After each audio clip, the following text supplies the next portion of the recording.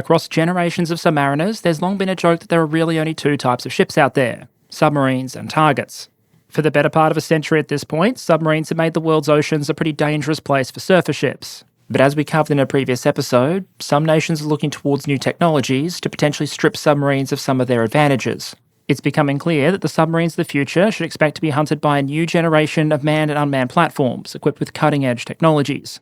But rather than give up on the submarine, major navies around the world are doubling down and pushing ahead with new and improved submarine designs. It's a race that arguably exemplifies the technological, industrial and military competition between the world's great naval powers. And today, we're going to talk about it.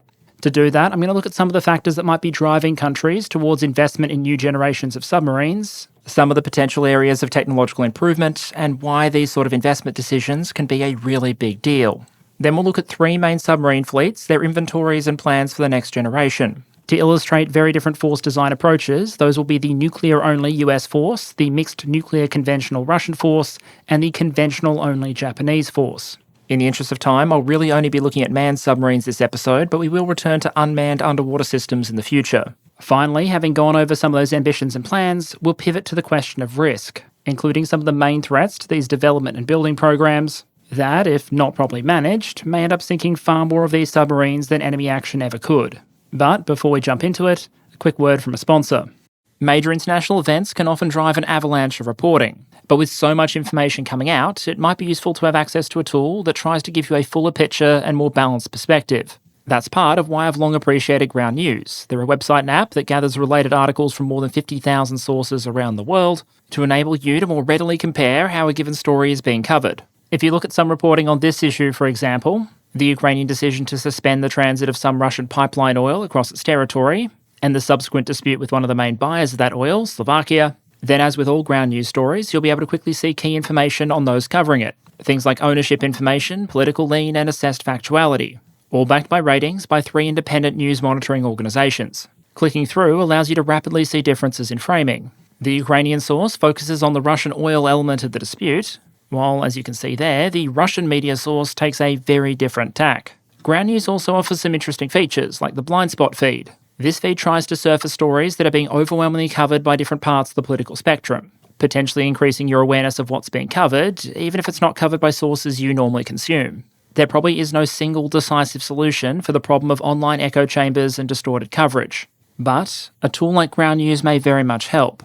And as I've said, there's a reason they were this channel's first sponsor.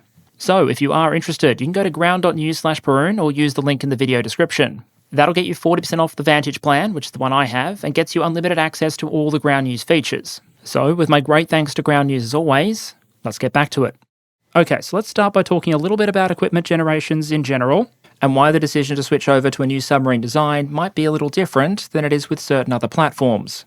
If you think about why nations might make the potentially very, very expensive decision to switch over to building a new generation of boats for their fleet, I think it might be useful from the start to think about it in terms of almost push and pull factors, with push factors being those that arguably make the status quo and existing designs less and less tenable, and pull factors relating to some of the improvements that a new design might be able to offer, even if that means a lot of your workforce and crew have to go back to school and your learning curves get reset. An example of a pull factor then might be a technological development that informs a new potential capability, but one that isn't really suitable for the existing fleet.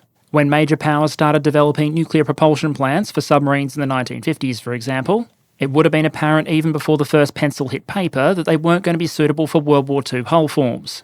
Meanwhile, we've looked at some potential push factors in our previous episode on anti-submarine technology and the potential future of the submarine. If anti-submarine options like unmanned systems or sensors are improving, there's probably going to be a pretty strong imperative for the submarines to improve too. For many nations, there are also going to be pressures that have a lot to do with industrial capacity and the inevitable crushing passage of time. There are a lot of countries out there with old boats in the fleet that are approaching retirement, but which aren't in active production. In very basic terms, that sort of aging out scenario really only gives fleets a couple of core options. You can just give up on having submarines, which for some reason tends not to be very popular as an option with naval planners. You can try and find a way to extend the lifespan of your platforms even more, although that isn't always cost-effective or even viable.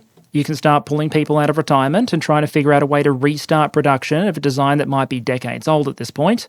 Or you can use the opportunity to make a clean slate transition to something new. As you can probably imagine based on that, new submarine generations don't exactly come around every day.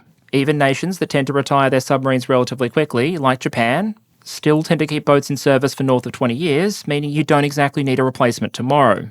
And of course, you probably want to manufacture multiple boats of the same class in series so that you realise at least some learning curves.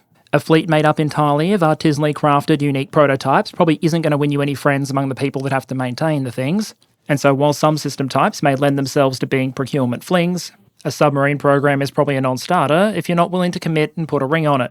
There's also another differentiator from a procurement and planning perspective that makes submarines different from some other platforms. And it has to do with the basic fundamental question of how easy it is to upgrade existing systems as opposed to building new ones. In many cases, before a force signs off on a requirement for a new piece of equipment, there's going to be investigation into whether existing equipment can provide the requisite capability with sufficient upgrades. Sometimes the answer is yes, sometimes the answer is no, sometimes the answer is we think it's yes, but once the upgrade package fails, we'll design something new anyway. General rules in this field are always dangerous, but intuitively you can imagine why some platforms might be more receptive to easy and cost-effective upgrades than others. At the extreme end of the spectrum, you might have something like a technical or other truck-mounted systems. If you invent a new heavy machine gun or light missile system, it's probably not going to take a huge amount of work to just bolt it to the tray of a ute. A step up might be something like a main battle tank, but it's worth noting that a lot of the most advanced tanks out there are actually built using hulls that were constructed during the Cold War. If you compare an early model Abrams to the most recent versions, you will see this effect in action. And while this has made the vehicle considerably chunkier than it was back in 1991 and has required some engineering and modification, it's still, at its core, an Abrams. Compare an early model T90 to a T90M, and again, you'll see the same phenomenon.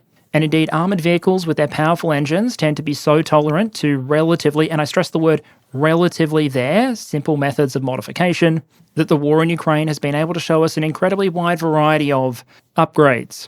But while a tank might tolerate this sort of evolutionary approach, something more like a fifth-generation fighter won't. If you come up with a new radar that doesn't fit in the F-22's nose, or a new weapon that doesn't fit in the weapons bay, you may well be looking at a new aircraft, not an upgrade program. On that sliding spectrum, submarine upgrades are possible, but tend to be towards the more complex side. You don't really want to cut them open more than you absolutely have to, and in terms of maintaining the maximum possible level of stealth, these things do tend to be fairly finely designed to begin with. Yes, there are times where nations have taken the approach of just strapping additional shit to the outside of a submarine hull, but there can be a lot of payoff to starting with a clean, purpose-designed slate. Which brings us to some of those newer technologies that recent and future submarines might be seeking to leverage. And to keep things tight in terms of timing here, it's probably best to group them into categories rather than explaining each individual innovation. But when you break it down, a lot of them are going to be trying to move the needle on one or more key factors. Think things like the ability of a submarine to survive in an increasingly dangerous underwater environment, to be effective or, if relevant, lethal in its core mission.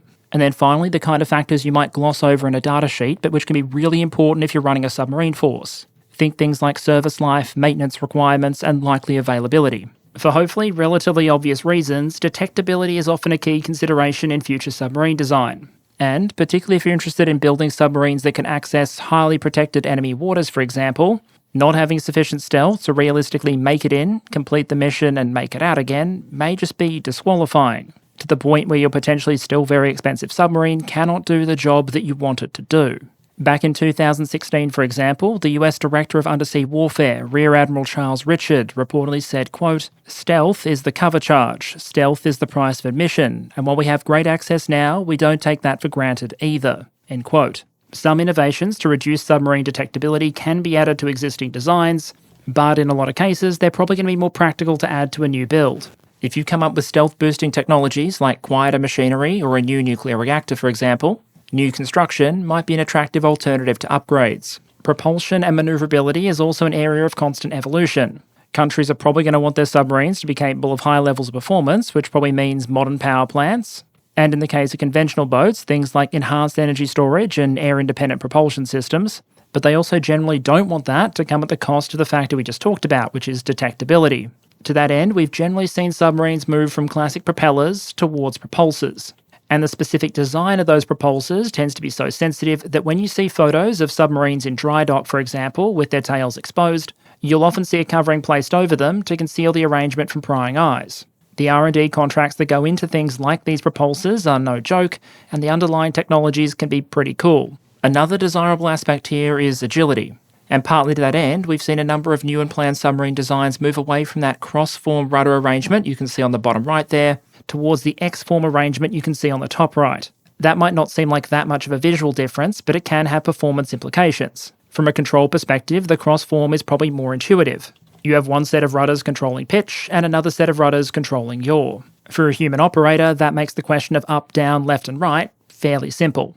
In that X-form arrangement, however, all of those surfaces are being used for all manoeuvres. That suggests that all else being equal, you're either going to get more manoeuvrability out of the same surface area, or the same manoeuvrability with less surface area. As we'll see in a moment, the US and several other navies have moved towards this configuration, with manoeuvrability front and centre of the stated justification. As one US Navy official reportedly put it, quote, "The X-shaped stern will restore manoeuvrability to submarines. As submarine designs progressed from using a propeller to a propulsor to improve quietening, submarines lost some surface manoeuvrability." End quote. Going over to the X-form configuration might be one method designers use to redress that loss. In some respects, you could describe submarine sensors as the direct counterpart to submarine stealth. That's particularly the case when you're discussing potential submarine-on-submarine scenarios where one of the biggest questions is who detects who first. If you look at the US Navy's acoustic superiority program upgrades to late-model Virginia-class submarines like the USS South Dakota, those include both stealth upgrades like a special coating and machine quieting improvements inside the boat, but also sensor improvements. Some sensor improvements on modern submarines may be visually apparent, but I wouldn't ignore the impact of more invisible improvements as well. Even if you can't improve the physical sensors themselves on a submarine, you might be able to improve processing. And in a world where submariners are likely to be inundated with more sonar and electronic warfare data than they can manually analyse, we've seen the US Navy discuss, for example, the potential of AI tools to rapidly toss out meaningless data, focusing sailors on the more interesting stuff. If you want to look further into the future, it's also possible that some of those new types of sensors that we discussed as potential threats to submarines in our episode on the submarine's future might also potentially have a role on submarines, the torpedoes they fire, or the unmanned systems that might be supporting them. Speaking of unmanned underwater systems, while they're mostly a topic for another episode, they're absolutely relevant to next-generation submarine development. On one hand, that might mean equipping submarines with small, potentially disposable underwater drones that can be launched from something like a torpedo tube, in order to provide it with additional sensor, decoy, or potentially kinetic options. We've seen navies around the world experiment with things like teaming concepts for manned and unmanned systems that might be familiar from our discussion of sixth-generation fighters. Some future Russian submarine concepts, for example, involve the submarine carrying some larger, reusable underwater drones into combat. Russian sources claim these autonomous underwater vehicles, or AUVs, would be able to support the submarine launching them, by doing things like mimicking the signature of larger manned submarines as well as carrying sensors of their own. Other, even larger unmanned systems, like the American Orca, may instead be able to free up submarine assets by taking over some of their mission. For example, taking over the dangerous and time-consuming task of laying mines in enemy territory. To make the most of that sort of teaming potential, though, or to turn concepts like distributed maritime operations into reality, you probably need submarines, like just about all modern platforms, to have really good communications technology and networking capability. You want these things to ghost the enemy, not to ghost you. Finally, when we're talking about new technological developments, especially with attack submarines, it's important not to look past the munitions they carry. After all, unless the engineers start to redesign submarines for ramming purposes, in the end, submarines don't sink ships. Torpedoes and missiles do. And it's very possible to have an excellent submarine hampered or a mediocre submarine boosted by the right armament. During the 1982 Falklands War, the British Royal Navy had a relatively advanced for the time nuclear attack submarine in the area. HMS Conqueror would become the first nuclear-powered submarine to sink an enemy surface vessel using torpedoes when it sank the Argentinian warship General Belgrano. It would do so using unguided Mark 8 torpedoes, the design of which dated all the way back to the 1920s. Now, we are now at the point where there are no major navies cruising nuclear submarines around using World War II torpedoes. But as we've seen a number of nations attempt to push the boundaries of submarine design, we've also in many cases seen accompanying programs for torpedo improvements. Plus, in the 21st century, we also see submarines carrying a lot of weapons beyond the basic torpedo. A majority of recent Russian and American designs have at least some VLS tubes for a missile armament. And even where you do have designs that only have horizontal torpedo tubes, it's usually a fairly safe bet that they can be used to launch a wide array of payloads. An interesting example of evolution when it comes to missile armament has been the deployment of the first submarine-based hypersonic missiles. Russia is reportedly already equipping some of its submarines with a limited number of the Zircon hypersonic missiles, while the US reportedly eventually intends to deploy the conventional prompt strike hypersonic weapon on board the Virginia-class submarine. The general observation here might be that new developments in longer-ranged, more capable missiles might enhance both submarine survivability and the range of targets they're able to threaten. From an anti-submarine warfare perspective, detecting a submarine that has to get within torpedo range might be a very different proposition to dealing with one that may not even have to be in the same sea as you.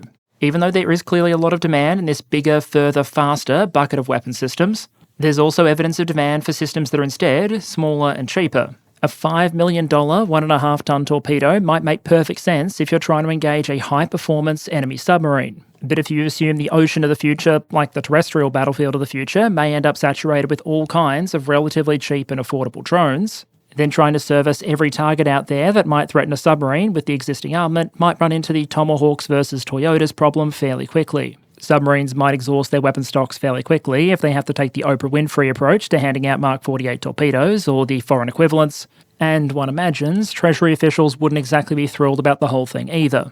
Interest in smaller, lighter and cheaper torpedo and torpedo-like payloads extends to both offensive and defensive purposes. Smaller systems, like the US Navy's proposed compact rapid attack weapon, intended to be fired from a submarine's decoy launchers rather than its full-size torpedo tubes, may be suitable for use not just in attacking targets, but also defending the launching submarine against things like incoming torpedoes. The closing point here, which is probably relevant to the discussion of a whole range of next-generation platforms, is that when you talk about technologies emerging that might threaten an established system, it's important to think what the potential impacts might be if anyone plays the Uno reverse card on that technology. If you say drones are going to make hunting submarines easier, for example, you need to ask whether or not the submarines themselves will have accompanying drones and what that might mean for the hunt. If the hunters get longer-range sensors and more capable weapons, what might the submarines get? And how might that affect the dynamic of going from the stage where you roughly know where a submarine is to successfully hitting and killing it without it killing you first? As with many platform types, the move towards next-generation submarines isn't just about developing new technologies. It's about finding different ways to effectively implement and leverage those technologies on your platform of choice. And speaking of leveraging and implementing technologies, let's start to look at some actual fleets. What you can see on screen there are submarine inventory figures for the three forces we're going to be looking at today: the United States Navy, the Russian Navy, and the Japanese Maritime Self-Defense Forces. Those figures have been broken up into the four primary types that we're going to be looking at today: nuclear-powered attack submarines, or SSNs, nuclear-powered cruise missile submarines, or SSGNs, the nuclear-powered ballistic missile submarines, or SSBNs, that carry a significant part of the Russian and American nuclear arsenals, and then finally, conventional diesel-electric-powered attack submarines, designated here as SSK.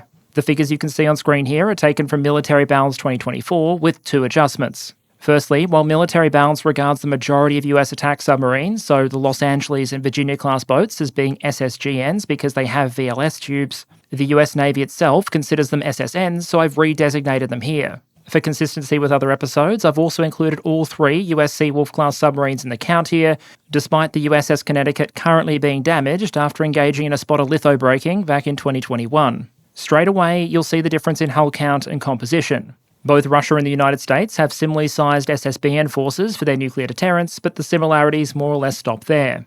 And as we start to dig into each of these submarine fleets individually, we'll arguably see the differences run far deeper than just the difference in composition.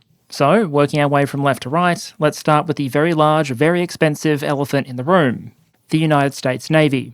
Barring any sudden, dramatic and overly vengeful change in Canadian foreign policy, the continental United States has the advantage of being a long way from potential threats. But on the flip side, that can also mean it's a long way away from areas of American strategic interest. That means the US Navy is often going to have to project power over long distances, and the structure of the US Submarine Fleet certainly reflects that. With the US Navy currently operating 14 Ohio-class ballistic missile submarines, 4 Ohio-class guided missile submarines, and around 50 nuclear attack submarines of varying types at any given time. And before we start to talk about what the US might be trying to field as the next submarine generation, I think it's worth quickly looking at some of those current generation vessels and the development trends they represent. The attack submarines of the Seawolf class arguably represented the absolute apex of US Cold War submarine design. And that, arguably, would also end up being a defining factor in their downfall. Design work on the Seawolf class would commence in the 1980s, when the Soviet Union was very much a going concern. But by the time Seawolf was commissioned in 1997, it very much wasn't. At an estimated displacement of more than 9,000 tons submerged, the first two vessels of the Seawolf class were the largest US attack submarines to date. They could dive deep, move quickly and quietly, and carried a massive complement of torpedoes.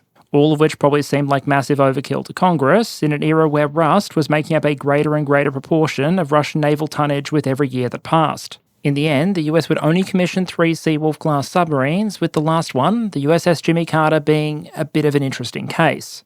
Compared to the other 2 boats, the Carter was significantly modified during the construction phase. The midsection was extended by about 30 metres or 100 feet to accommodate a so-called multi-mission platform. That modification, in the words of US Rear Admiral John Davis, was intended to allow the Carter to, quote, support classified research, development, test and evaluation efforts for notional naval special warfare missions, tactical undersea surveillance and undersea warfare concepts, end quote. AKA, the Carter probably gets to hang around the ocean floor a lot, doing some very interesting things. In 2012, for example, the submarine received a Presidential Unit Citation for what was merely described as Mission 7. All the Navy said on the matter was that the Carter had, quote, successfully completed extremely demanding and arduous independent submarine operations of vital importance to the national security of the United States, end quote.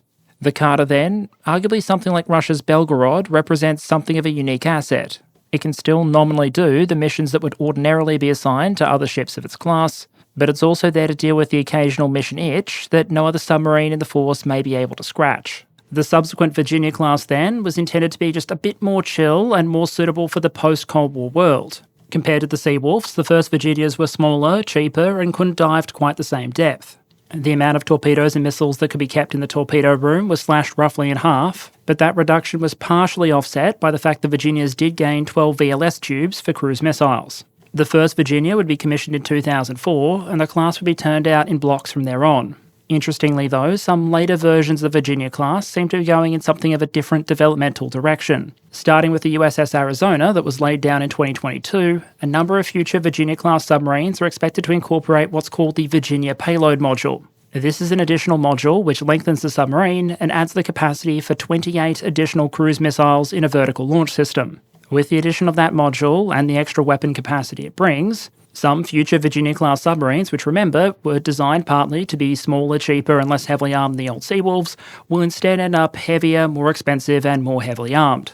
With the planned eventual retirement of the Ohio-class guided missile submarines though, the US Navy regards this addition as a critical way to maintain the number of cruise missile tubes in the fleet, and also to provide a launch platform for certain next-generation weapons, including the conventional prompt strike hypersonic weapon we mentioned earlier.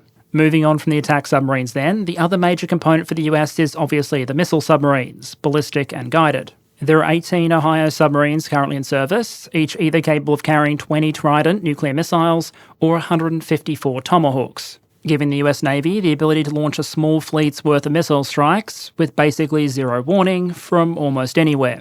Compared to the attack boats, these are unsurprisingly much bigger boys, getting close to 19,000 tons submerged, but they've generally provided good service to the US Navy since the first boat was commissioned in November 1981. But as you might guess from that commissioning date, they're starting to run into serious age trouble. The 4 guided missile boats, Ohio, Michigan, Florida and Georgia, are all more than 40 years old.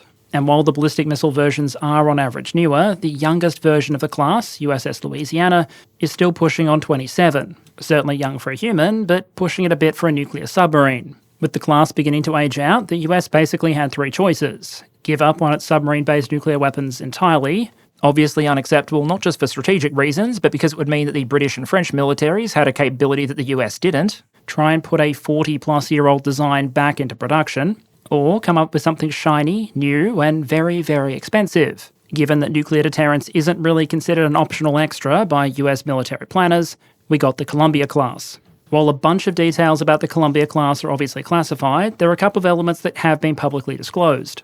We know it's going to have an X-form rudder, improvements in quieting, lethality and sensors, a common missile compartment for its SLBMs jointly developed with the United Kingdom, a variety of smaller improvements, some of which have been taken directly from later blocks of the Virginia class, and reportedly an electric drive propulsion system. Historically, most submarine nuclear reactors have provided a majority of their energy output in the form of steam, which could be used to drive the propulsion system. That works fine if you're trying to turn a propeller, for example, but good luck running a sonar or a computer system using superheated steam.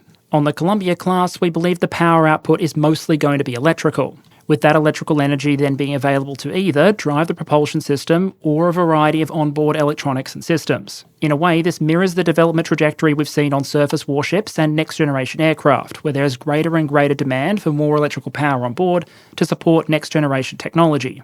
Interestingly, a lot of material on the Columbia class also try and describe it as an efficient, cost-effective design. The Submarine Industrial Base Council, for example, has said, quote, "The Columbia-class SSBN program will provide a credible deterrent at the lowest possible cost," end quote. And while there are probably some arguments you could make in favour of that statement, that doesn't mean these things will be cheap. And by not cheap, I mean the first submarine in the class, the perhaps aptly named District of Columbia, which notably gets the honour of swallowing the development costs for the class, is expected to cost US taxpayers between $15.8 and $17.5 billion, depending on whether you go with the US Navy or Congressional Budget Office estimate. The subsequent submarines in the class, by contrast, are expected to cost a mere $8.4 to $9.2 billion US dollars per unit, bringing the total CBO estimate for a class of 12 boats to $119 billion. While all my US viewers are recovering, I'll add there are a couple of silver linings to those estimates. For example, the US Navy believes it will only need 12 Columbia-class boats to replace the existing 14 Ohios. The primary driver of that is the fact the Columbia-class is being designed to eliminate the expensive and complicated process of midlife refueling. The reactors on these things are being designed with an intended unrefueled life of 42 years. Meaning each submarine is expected to spend more time out on patrol and less time in dry dock vacuuming up maintenance dollars. The first vessel of the class, the aforementioned District of Columbia, the stern section of which you can see on the right there, is already in construction, and the target date for her commissioning is reportedly in 2028. The current US long-term shipbuilding plan calls for a steady buy of one Columbia class per year out into the mid-2030s, at which point the Navy has indicated it wants to start switching the productive capacity that was building Columbias over to producing some other, as yet indeterminate, large payload submarine. Essentially, the US Navy has basically declared that it likes big boats and it cannot lie, and has decided to include some large submarines in its future budget planning, even if it isn't sure exactly what they're going to do yet. To quote from a Congressional Budget Office report, the Navy would also build a new large payload submarine starting in the 2030s or 2040s, depending on which alternative was implemented. That new ship would be a large capacity submarine, perhaps built on the Columbia-class hull in much the same way that the Navy's existing SSGNs are converted from Ohio-class SSBNs. It goes on to note that depending on what shipbuilding plan was implemented, the Navy would seek to acquire between 4 and 6 of these things. There's plenty of things these submarines could end up being, from special operations platforms to drone or missile carriers, but given how far off any definitive decision around them is likely to be, I'm not sure it's worth speculating yet. Instead, I'd suggest their inclusion in that long-term shipbuilding plan probably reflects in part a painful lesson the US Navy has had to learn. It takes many, many years and extensive investment to build up the shipyards and workforce you need to effectively build large nuclear submarines. But it doesn't take very long at all to lose those shipyards and that workforce if you ever stop building. Both Russian and US industry has had to deal with that particular challenge, and with the end of the Cold War, many, many years separated the last Ohio-class submarine being commissioned and construction kicking off on the first Columbia. Committing to continue building large payload submarines even after the Columbias are complete might represent a statement of intent by the US Navy not to allow that part of its industrial capacity to atrophy again. Moving on though, while the Columbia might be a more immediate priority given just how old most of the Ohio subs are at this point, the US Navy is also looking forward to a potential next-generation replacement for its attack submarines as well. Yes, the latest model Virginias are probably some of the best, if not the best, attack submarines in the world at this point, but the US Navy, like the US Air Force, apparently has no desire to ever find itself in a fair fight. That means eventually moving past the Virginias to a new design that at this point only carries the designation SSN-X. Budget appropriations for research and design activities related to the SSN-X have really only started to ramp up relatively recently, reportedly aided by the fact that you're going to have some very experienced design teams rolling off the Columbia project who are now free to work on an attack boat instead. While we might know comparatively little about the Columbia-class boats, we know even less about the next-generation attack submarine.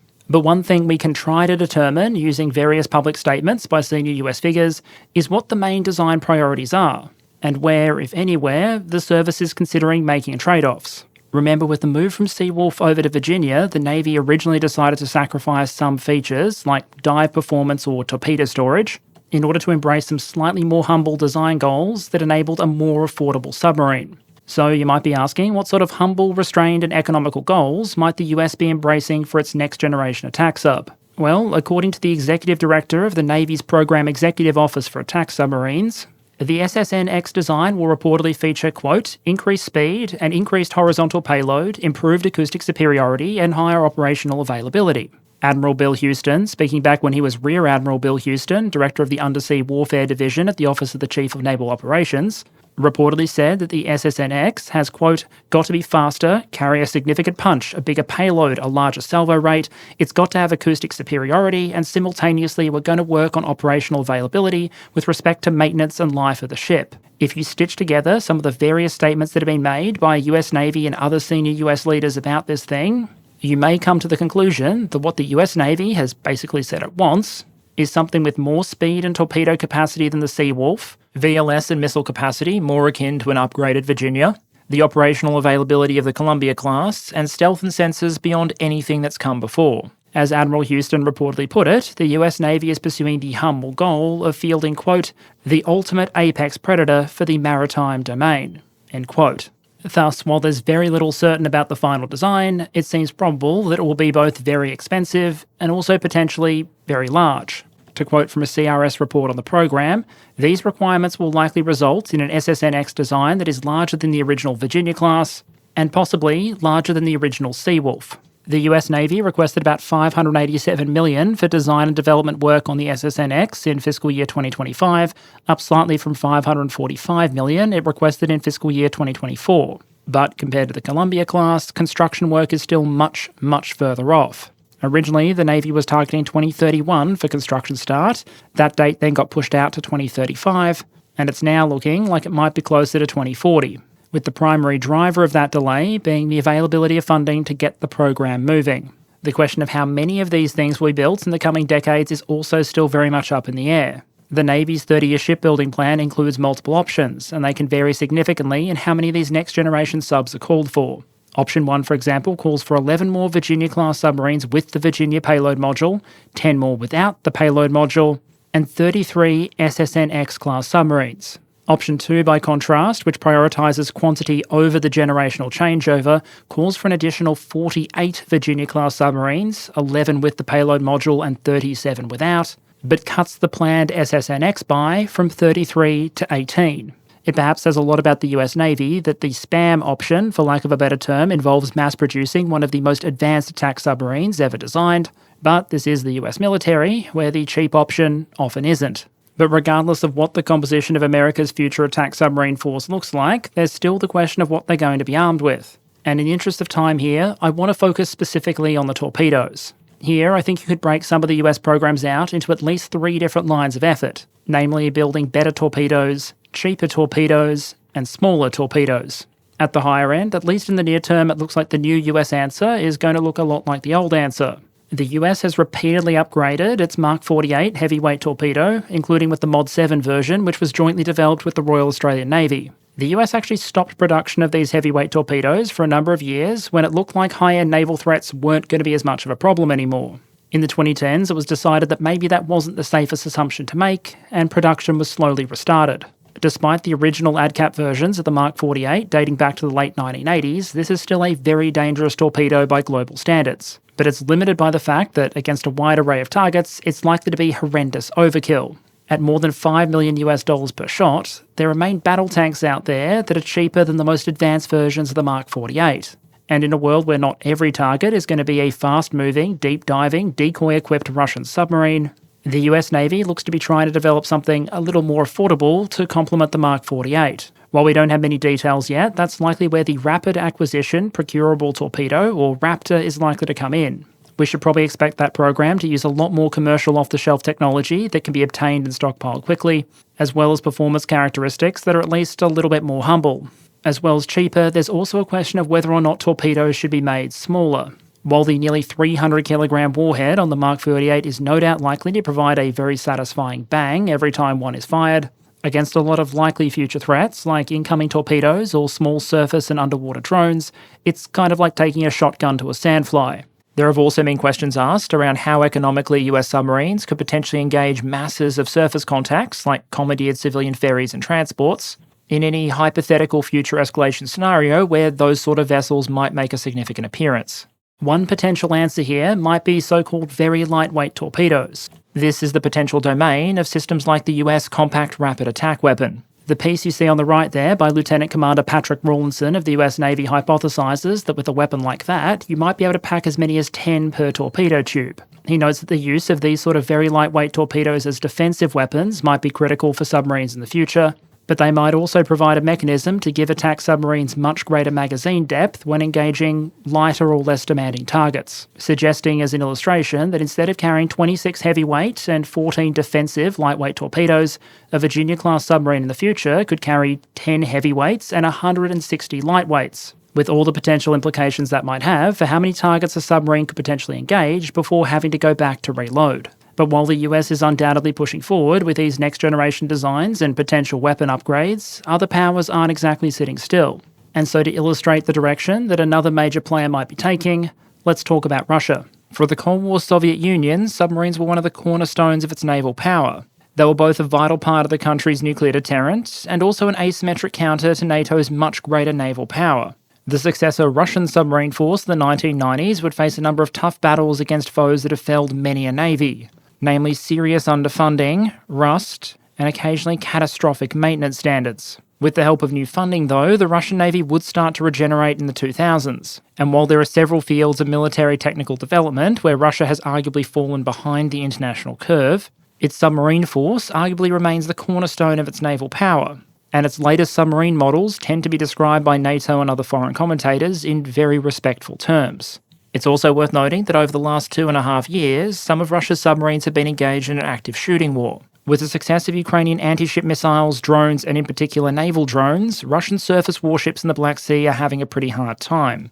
At this point, Crimea, which has been hit on a number of occasions by things like air-launched cruise missiles, has basically been emptied of major naval warships. And Ukraine's grain exports on the Black Sea are now above what they were during the Black Sea grain deal. But despite all those changes, Russia's submarine force is still largely immune to Ukrainian area denial efforts. Yes, one Russian submarine, the Rostov-on-Don, was previously hit by Storm Shadow missiles, and just in the last day, at time of recording, Ukraine now claims to have hit the submarine again. The submarine was actually in dry dock when it was hit by that first missile strike. And most submarines do tend to fail their stealth checks when there's no water around. Russian submarines in the water part of the Black Sea have so far proven to be much harder targets, and they continue to make an active, if not particularly decisive, contribution to the war effort by flinging cruise missiles against Ukrainian targets. In terms of force composition, the Russian force is arguably the most diverse of the three we're going to look at. They have both the nuclear-powered component of the fleet, as with the United States Navy, while also maintaining a conventional submarine force as well. I'll note up front that when we're talking about Russian submarine evolution, as well as their recent and next-generation designs, most observers seem to agree that they're very roughly one generation behind the Americans. When the US Office of Naval Intelligence released estimates for how quiet various classes of submarines were more than a decade ago at this point, they estimated that Russia's latest and greatest attack submarine was going to be quieter than the improved Los Angeles-class boats, but still short of the stealth levels achieved by the USS Seawolf, first commissioned in 1997.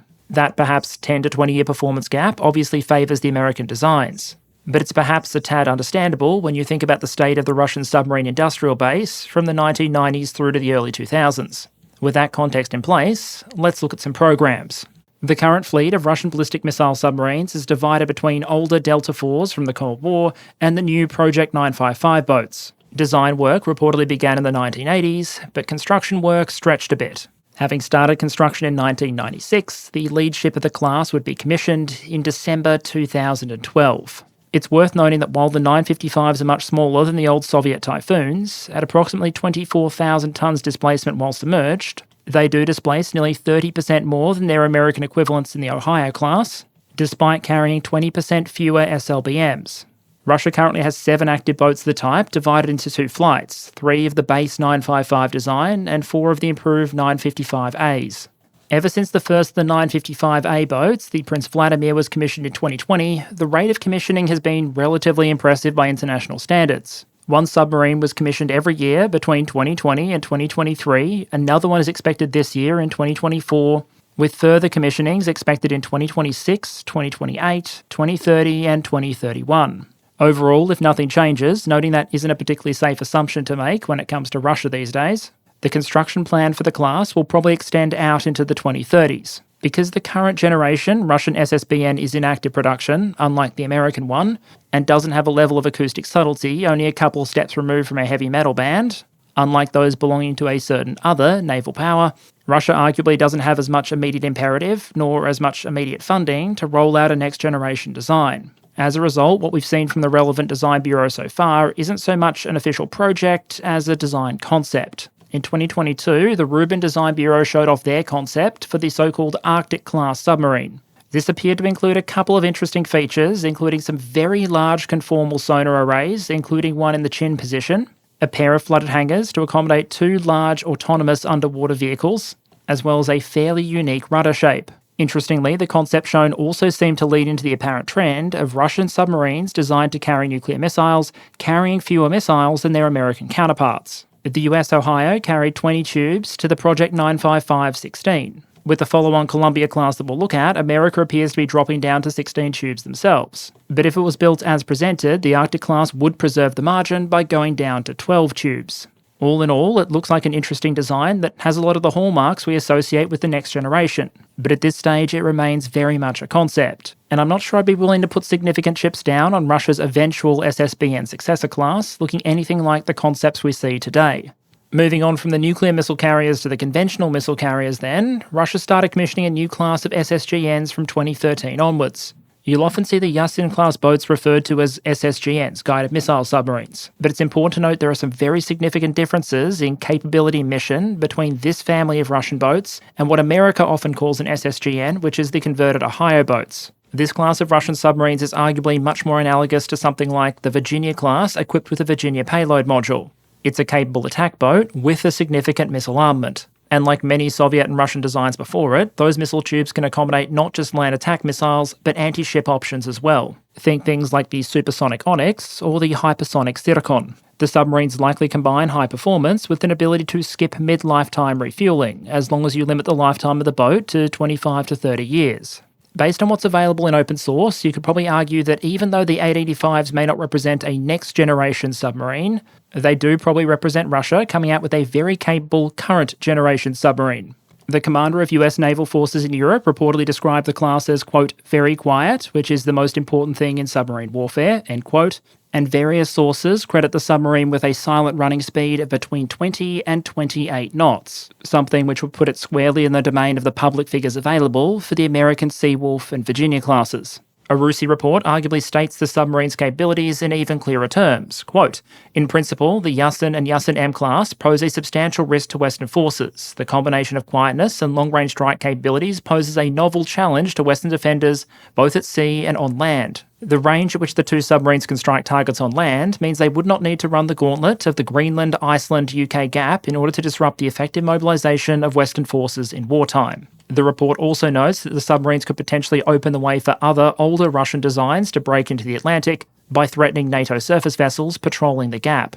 That sort of evaluation highlights the heavy armament of the Russian design. Yes, it looks short on missile count if you compare it to something like an Ohio SSGN, but if you compare it to something more like a Virginia, then suddenly the Russian design, which has the benefit of a wider beam, meaning it's girthier for those of you who are not navally minded, starts to look pretty good from an armament perspective. So all in all, on paper, the Yasen-class boats look relatively fast, heavily armed, stealthy, and they even get a couple of respectful nods of approval from NATO sources. Now yes, there are always going to be questions about a range of things, from construction techniques to whether the submarines will remain as quiet after several years in service, noting that one of the great potential threats to the stealth of a submarine is poor maintenance, leading to things like worn-out components and the associated acoustic indiscretions they can cause. If you have things like dodgy valves, pumps, or rusted control surfaces, you might see a difference between the on-paper performance of a sub and its actual performance. Fortunately, we all know the Russian military has never ever had systemic problems with maintenance. But whatever the case may be, and whether or not you think the glowing evaluation of some Russian submarine designs by Western naval officials represents a straight evaluation of their capabilities, or are potentially tilted a little bit towards the more optimistic side for reasons that I'm sure have everything to do with risk mitigation and absolutely nothing to do with budget requests, most sources seem to agree that as far as submarines go, the Yasen-class boats mean serious business. They do, however, have at least one clear weakness that the Russians may try to offset by introducing yet another new class. They're very expensive. And with that elevated cost, combined with their recent development, has come relatively limited inventories, at least so far.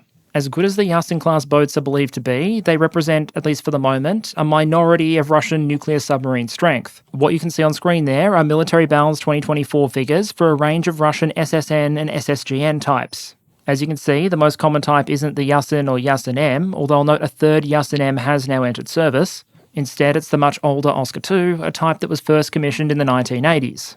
While the US Submarine Force also has its own division between legacy and more recent designs, with a lot of improved Los Angeles-class boats still remaining in service, when it comes to Russian nuclear-powered attack and missile boats, the balance is even more heavily weighted towards the older material.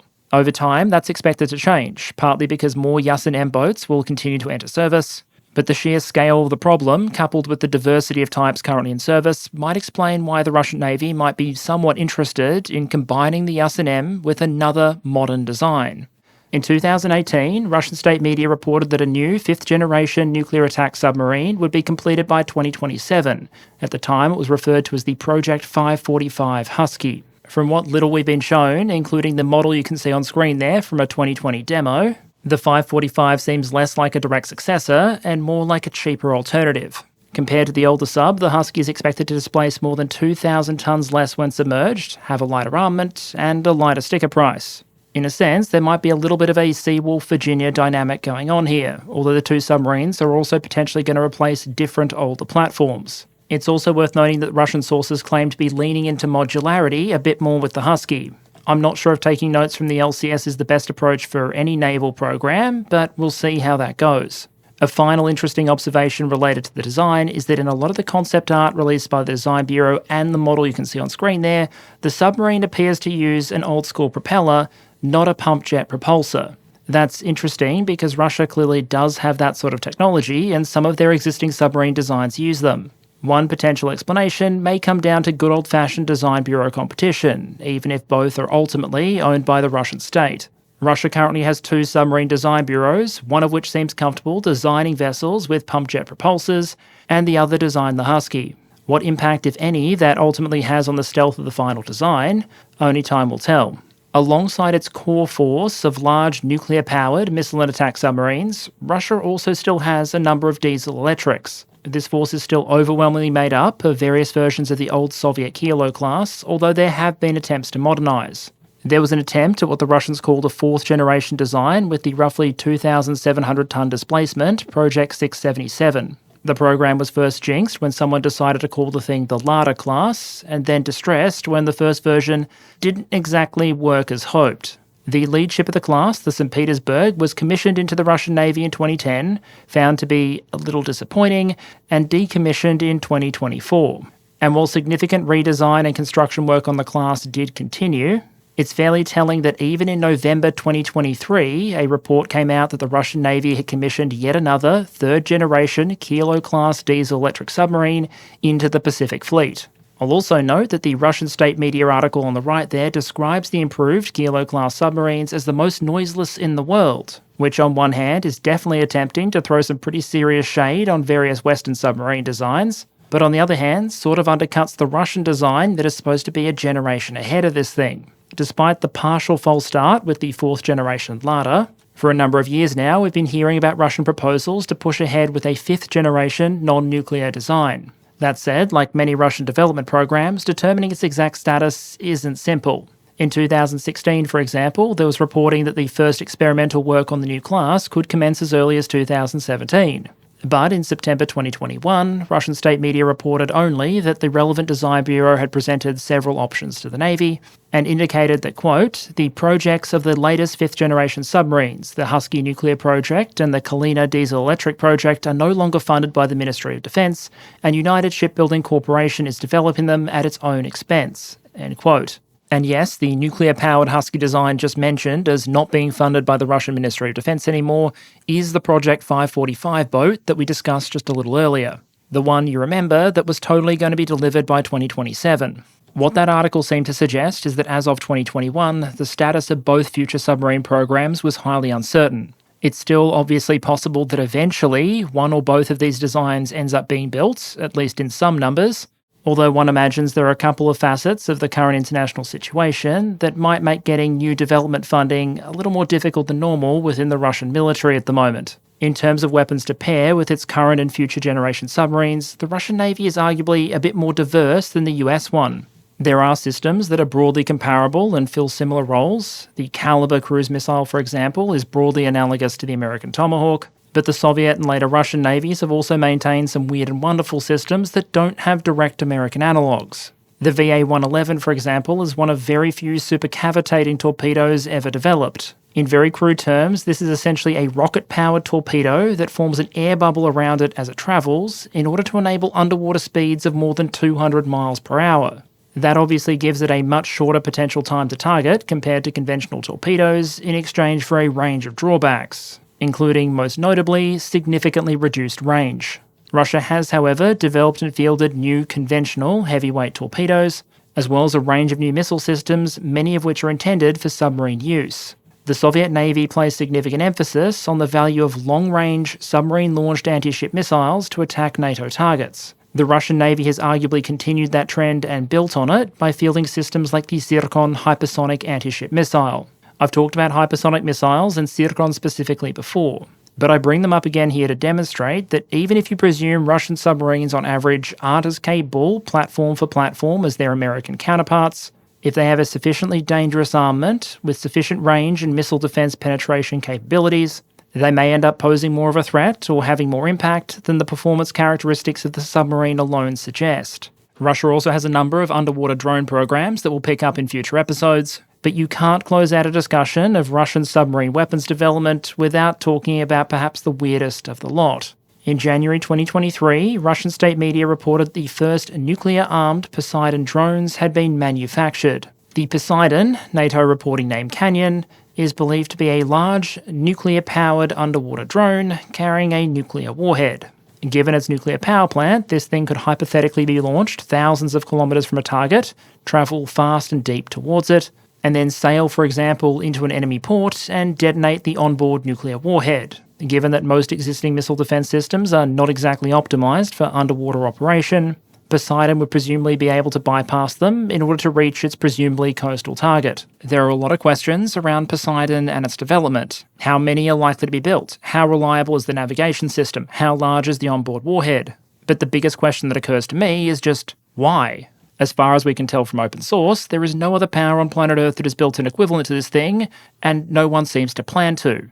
The reason for that, perhaps, is that in trade-off terms, it just doesn't seem to make much sense compared to existing systems.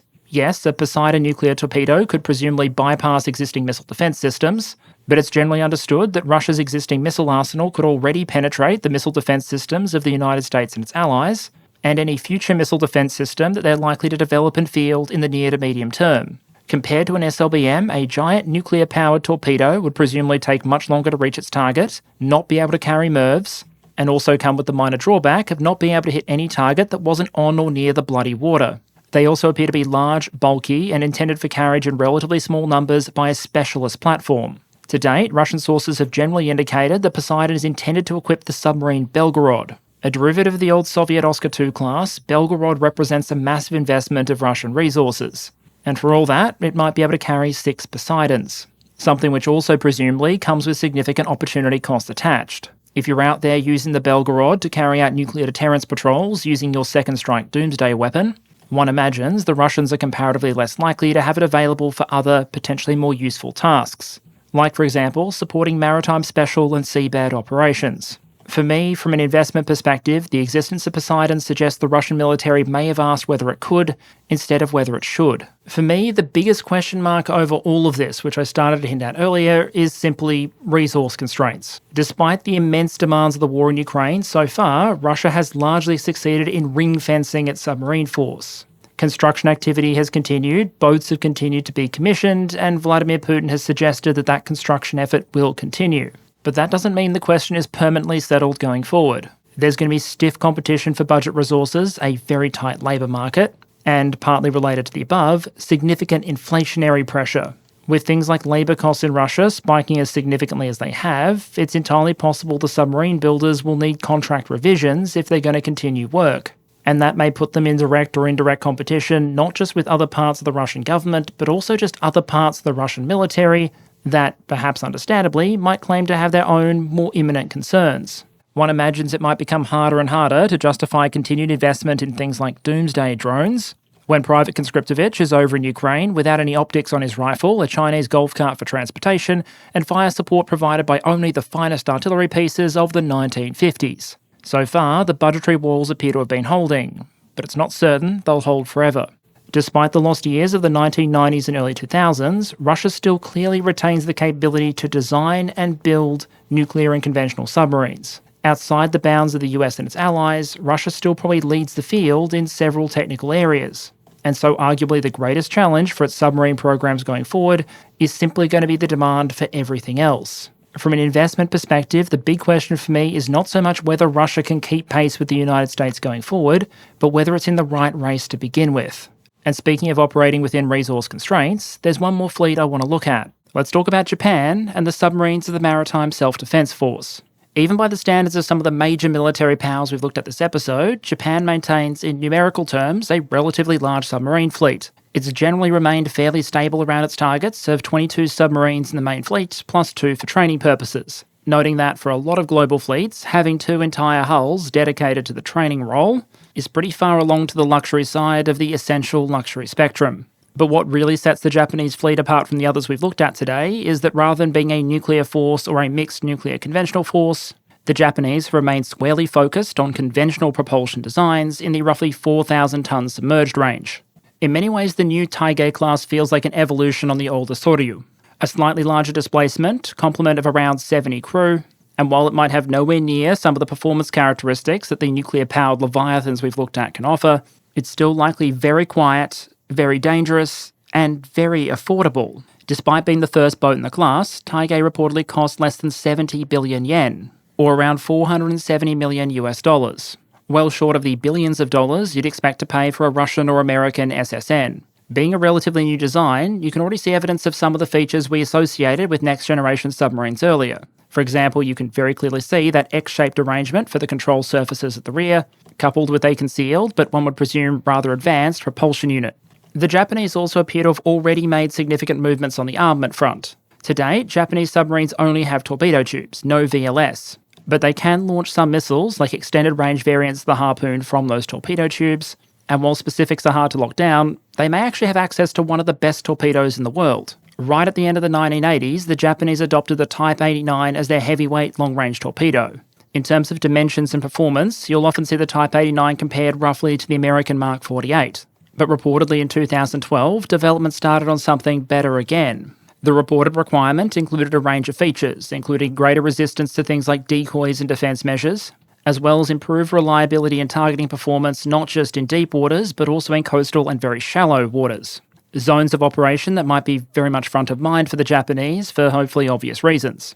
It's worth noting that Japanese sources still refer to planned armament improvements, including torpedoes that are quieter and more difficult to detect. I'm not sure it's 100% certain whether that refers to an upgraded Type 18, a new torpedo, or both, but it's interesting to point out that despite the fact that Japan is now arguably ahead of a lot of other powers in terms of armament modernisation, it appears to already be making plans for that next iteration. But in terms of increasing the lethality of Japan's submarine force, I'd argue there are other future plans that may have even more of an impact than the new torpedoes. Because after years of building submarines that basically evolved on the same idea, we're now getting indication that Japan's next generation is going to be something different. Japan's stated intention is to build 7 boats of the Taige class. At 1 boat built per year, with the first one commissioned in 2022, that gives a pretty clear indication that a next generation submarine might be coming around 2030. And lo and behold, in 2023, Kawasaki Heavy Industries confirmed that it had received a research and development contract from the Japanese Ministry of Defense for a new generation diesel-electric submarine. The details on said submarine were relatively vague, one imagines not just because of secrecy, but also because it hasn't been designed yet. But there have been a number of interesting statements on the new design from Japanese sources, and there's probably a few things we can derive from the most unimpeachable and reliable of all information sources: corporate concept imagery. A few features instantly stand out in that image on the right there. You have that X configuration, but you also have other structural changes. The sail has been moved to the aft, and the dive planes have been moved from the sail to the bow. But perhaps the most impactful apparent change is the introduction of VLS. That suggests both that future Japanese submarines might carry considerably more bang than previous versions, and that they may provide a much greater land attack capability. I need to stress that by global standards, this would be a fairly unusual configuration. VLS armaments are normally associated with nuclear-powered vessels, and unless you count North Korea's effort to convert a Romeo into a tactical nuclear attack submarine, as they call it, it's relatively unusual for a power to try and upgun a conventional submarine in this way.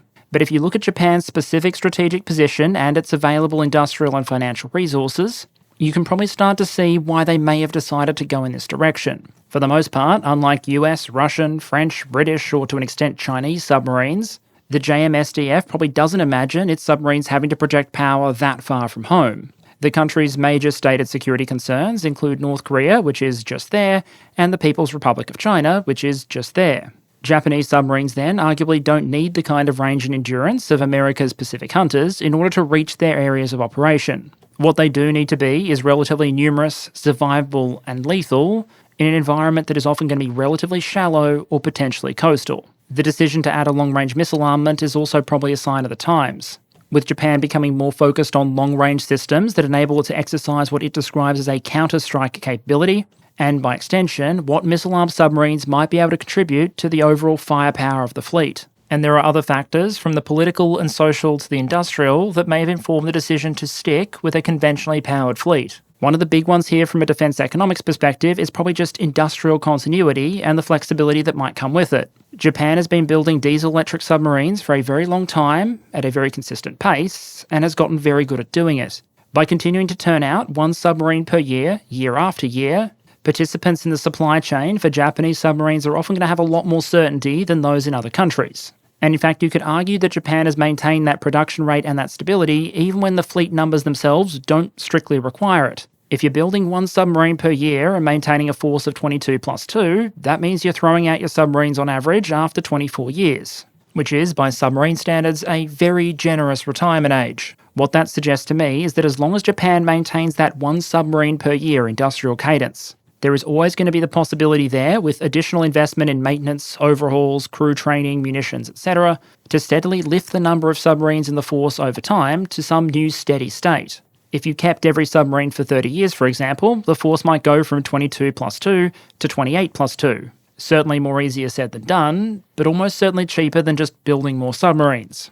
I bring all this up to try and illustrate a point. When it comes to almost any field of technological development, military or otherwise, there can be a tendency to start to presume what the future is going to look like. With submarines, we see countries like Russia, France, the UK and the United States all pushing towards a certain apparent vision of what a next-generation submarine will look like.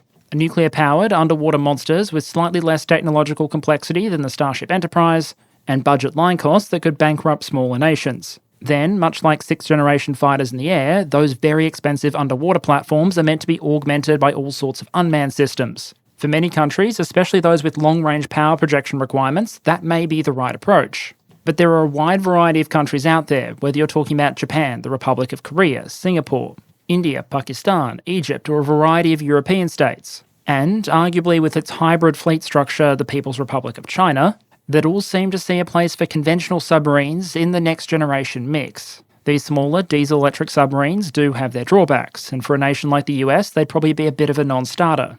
But hunting a very quiet, modern, AIP conventional submarine in its home or familiar waters is an ASW nightmare. And given that the cost gap might be the difference between a country like Japan being able to afford 22 submarines or 2, if you take the latest Virginias as a baseline, I think it's probably understandable there's more than one direction of travel on submarine development out there. And I think it's important to understand from an analysis and planning perspective that for some countries, just because something doesn't look like the future doesn't mean it isn't the future. And so in conclusion, I wanted to flag some of the major challenges these next generation programs might face, as well as the opportunities they might present.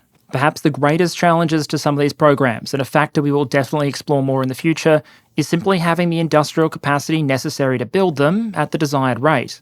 Even the United States, with the largest fleet of nuclear submarines in the world, has been facing industrial constraints for years, and it's likely to take considerable further investments in the submarine industrial base and its associated workforce if all of these new very complicated submarines are going to be built in the planned quantities on the desired timelines.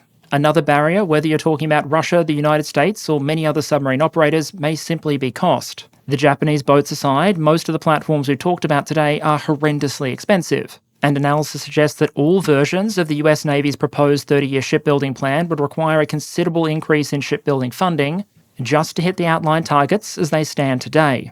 And even where those investments are made, technology risk is likely to follow, both in terms of technologies these submarines are expected to rely on not maturing in time, and also anti-submarine warfare threats continuing to evolve. Some of the programs we've talked about today are intended to field submarines expected to serve into the 2070s or 2080s, meaning that if we suddenly get to the 2050s and some new unexpected technology has suddenly made submarines less viable, you could hypothetically find some very expensive investments having their values significantly written down. But what is abundantly clear is that even though next-generation submarine programs arguably represent a very expensive, very long-term bet, it's one that just about every major naval power out there is choosing to make. Whether you're talking about Russia, China, the United States, the United Kingdom, France, or several others beside, all have apparently come to the decision that the submarine is so indispensable as a platform that it's worth making the investment, that it's worth betting on the promise of long-term deterrence and potentially underwater dominance. Even a small number of advanced nuclear submarines is the kind of threat an opponent has to take very seriously. And so, in the coming years, we should expect to see a range of new designs start to take shape in dry docks around the world.